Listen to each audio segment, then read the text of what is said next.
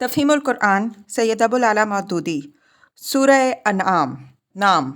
اس سورہ کے رکوع 16 اور 17 میں بعض انعام مویشیوں کی حرمت اور بعض کی حلت کے متعلق اہل عرب کے توہمات کی تردید کی گئی ہے۔ اسی مناسبت سے اس کا نام الانعام رکھا گیا ہے۔ زمانہ نزول۔ ابن عباس رضی اللہ عنہ کی روایت ہے کہ یہ پوری سورہ مکہ میں بیک وقت نازل ہوئی۔ حضرت معاذ بن جبل رضی اللہ عنہ کی چچا زاد بہن اسماء بنت یزید رضی اللہ عنہ کہتی ہیں کہ جب یہ سورت نبی صلی اللہ علیہ وسلم پر نازل ہو رہی تھی، اس وقت آپ صلی اللہ علیہ وسلم اونٹنی پر سوار تھے۔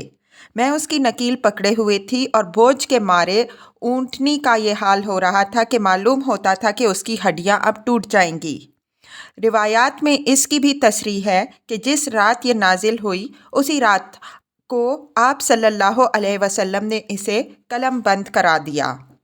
اس کے مضامین پر غور کرنے سے صاف معلوم ہوتا ہے کہ یہ سورہ مکی دور کے آخری زمانے میں نازل ہوئی ہوگی۔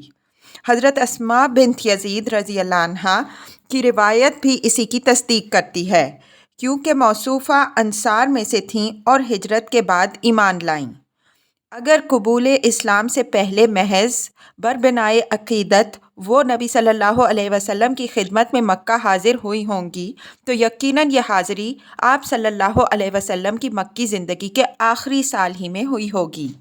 اس سے پہلے اہل یثرب کے ساتھ آپ صلی اللہ علیہ وسلم کے تعلقات اتنے بڑے ہی نہ تھے کہ وہاں سے کسی عورت کا آپ صلی اللہ علیہ وسلم کی خدمت میں حاضر ہونا ممکن ہوتا۔ شان نزول۔ زمانہ نزول متعین ہو جانے کے بعد ہم بآسانی اس پس منظر کو دیکھ سکتے ہیں جس میں یہ خطبہ ارشاد ہوا ہے۔ اس وقت اللہ کے رسول صلی اللہ علیہ وسلم کو اسلام کی طرف دعوت دیتے ہوئے 12 سال گزر چکے تھے۔ قریش کی مزاحمت اور ستم گری اور جفاکاری انتہا کو پہنچ چکی تھی۔ اسلام قبول کرنے والوں کی ایک بڑی تعداد ان کے ظلم و ستم سے عاجز آ کر ملک چھوڑ چکی تھی اور حبش میں مقیم تھی۔ نبی صلی اللہ علیہ وسلم کی تائید و حمایت کے لیے نہ ابو طالب باقی رہے تھے اور نہ حضرت خدیجہ رضی اللہ عنہا۔ اس لیے ہر دنیاوی سہارے سے محروم ہو کر آپ صلی اللہ علیہ وسلم شدید مزاحمتوں کے مقابلے میں تبلیغ رسالت کا فرض انجام دے رہے تھے۔ آپ صلی اللہ علیہ وسلم کی تبلیغ کے اثر سے مکہ اور اس کے گرد و نواح کے قبائل میں بھی صالح افراد پے در پے اسلام قبول کرتے جا رہے تھے، لیکن قوم بحیثیت مجموعی رد و انکار پر تلی ہوئی تھی۔ جہاں کوئی شخص اسلام کی طرف ادنیٰ میلان بھی ظاہر کرتا تھا، اسے طعن و ملامت، جسمانی اذیت اور معاشی و معاشرتی مقاطعے کا ہدف بننا پڑتا تھا۔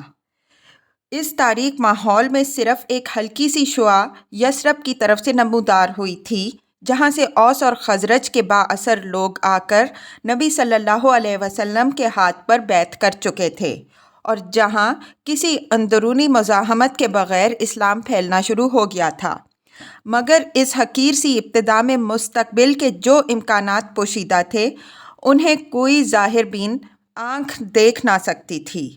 بظاہر دیکھنے والوں کو جو کچھ نظر آتا تھا وہ بس یہ تھا کہ اسلام ایک کمزور سی تحریک ہے جس کی پشت پر کوئی مادی طاقت نہیں، جس کا داعی اپنے خاندان کی ضعیف سی حمایت کے سوا کوئی زور نہیں رکھتا اور جسے قبول کرنے والے چند مٹھی بھر بے بس اور منتشر افراد اپنی قوم کے عقیدہ و مسلک سے منحرف ہو کر اس طرح سوسائٹی سے نکال پھینکے گئے ہیں جیسے پتے اپنے درخت سے جھڑ کر زمین پر پھیل جائیں۔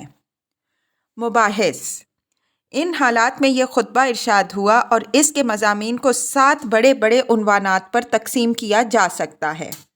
نمبر 1، شرک کا ابطال اور عقیدہ توحید کی طرف دعوت۔ نمبر 2، عقیدہ آخرت کی تبلیغ اور اس غلط خیال کی تردید کہ زندگی جو کچھ ہے بس یہی دنیا کی زندگی ہے۔ نمبر 3، جاہلیت کے ان توہمات کی تردید جن میں لوگ مبتلا تھے۔ نمبر 4، ان بڑے بڑے اصول اخلاق کی تلقین جن پر اسلام سوسائٹی کی تعمیر کرنا چاہتا تھا۔ نمبر 5، نبی صلی اللہ علیہ وسلم اور آپ صلی اللہ علیہ وسلم کی دعوت کے خلاف لوگوں کے اعتراضات کا جواب۔ نمبر 6، طویل جد و جہد کے باوجود دعوت کے نتیجہ خیز نہ ہونے پر حضرت صلی اللہ علیہ وسلم اور عام مسلمانوں کے اندر اضطراب اور دل شکستگی کی جو کیفیت پیدا ہو رہی تھی اس پر تسلی۔ نمبر 7، منکرین اور مخالفین کو ان کی غفلت اور سرشاری اور نادانستہ خودکشی پر نصیحت، تنبیہ اور تہدید۔ لیکن خطبے کا انداز یہ نہیں ہے کہ ایک ایک عنوان پر الگ الگ یکجا گفتگو کی ہو گئی، بلکہ خطبہ ایک دریا کی سی روانی کے ساتھ چلتا جاتا ہے اور اس کے دوران میں یہ عنوانات مختلف طریقوں سے بار بار چھڑتے ہیں اور ہر بار ایک نئے انداز سے ان پر گفتگو کی جاتی ہے۔ مکی زندگی کے ادوار۔ یہاں چونکہ پہلی مرتبہ ناظرین کے سامنے ایک مفصل مکی صورت آ رہی ہے، اس لیے مناسب معلوم ہوتا ہے کہ اس مقام پر ہم مکی صورتوں کی تاریخی پس منظر کی ایک جامع تشریح کر دیں تاکہ آئندہ تمام مکی صورتوں کو اور ان کی تفسیر کے سلسلے میں ہمارے ارشادات کو سمجھانا آسان ہو جائے۔ جہاں تک مدنی صورتوں کا تعلق ہے، ان میں سے تو قریب قریب ہر ایک کا زمانہ نزول معلوم ہے یا تھوڑی سی کاوش سے متعین کیا جا سکتا ہے، بلکہ ان کی تو بکثرت آیتوں کی انفرادی شان نزول تک معتبر روایات میں مل جاتی ہیں۔ لیکن مکی صورتوں کے متعلق ہمارے پاس اتنے مفصل ذرائع معلومات موجود نہیں ہیں۔ بہت کم صورتیں یا آیتیں ایسی ہیں جن کے زمانہ نزول اور موقع نزول کے بارے میں کوئی صحیح اور معتبر روایت ملتی ہو، کیونکہ اس زمانے کی تاریخ اس قدر جزئی تفصیلات کے ساتھ مرتب نہیں ہوئی ہے جیسی کہ مدنی دور کی تاریخ ہے۔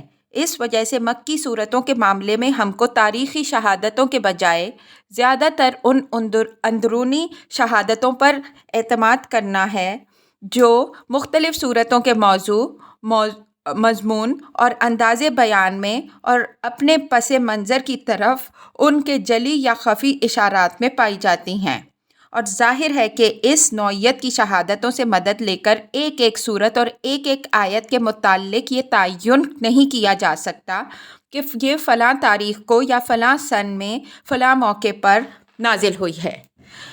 زیادہ صحت کے ساتھ جو کچھ کیا جا سکتا ہے وہ صرف یہ ہے کہ ایک طرف ہم مکی صورتوں کی اندرونی شہادتوں کو اور دوسری طرف نبی صلی اللہ علیہ وسلم کی مکی زندگی کی تاریخ کو آمنے سامنے رکھیں اور پھر دونوں کا تقابل کرتے ہوئے یہ رائے قائم کریں کہ کون سی صورت کس دور سے تعلق رکھتی ہے۔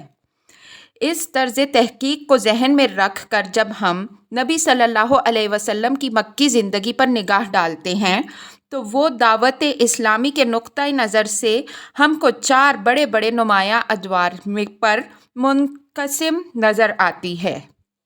پہلا دور آغاز بعثت سے لے کر اعلان نبوت تک تقریباً 3 سال، جس میں دعوت خفیہ طریقے سے خاص آدمیوں کو دی جا رہی تھی اور عام اہل مکہ کو اس کا علم نہ تھا۔ دوسرا دور اعلان نبوت سے لے کر ظلم و ستم اور فتنہ پرسیکیوشن کے آغاز تک تقریباً 2 سال، جس میں پہلے مخالفت شروع ہوئی، پھر اس نے مزاحمت کی شکل اختیار کی، پھر تضحیک، استہزاء، الزامات، سب و شتم، جھوٹے پروپیگنڈے اور مخالفانہ جتھا بندی تک نوبت پہنچی، اور بالآخر ان مسلمانوں پر زیادتیاں شروع ہو گئیں جو نسبتاً زیادہ غریب، کمزور اور بے یار و مددگار تھے۔ تیسرا دور آغاز فتنہ 5 نبوی صلی اللہ علیہ وسلم سے لے کر ابو طالب اور حضرت خدیجہ رضی اللہ عنہا کی وفات 10 نبوی صلی اللہ علیہ وسلم تک تقریباً 5-6 سال۔ اس میں مخالفت انتہائی شدت اختیار کر چکی تھی۔ بہت سے مسلمان کفار مکہ کے ظلم و ستم سے تنگ آ کر حبش کی طرف ہجرت کر گئے تھے۔ نبی صلی اللہ علیہ وسلم اور آپ صلی اللہ علیہ وسلم کے خاندان اور باقی ماندہ مسلمانوں کا معاشی و معاشرتی مقاطعہ کیا گیا اور آپ صلی اللہ علیہ وسلم اپنے حامیوں اور ساتھیوں سمیت شیب ابی طالب میں محصور کر دیے گئے۔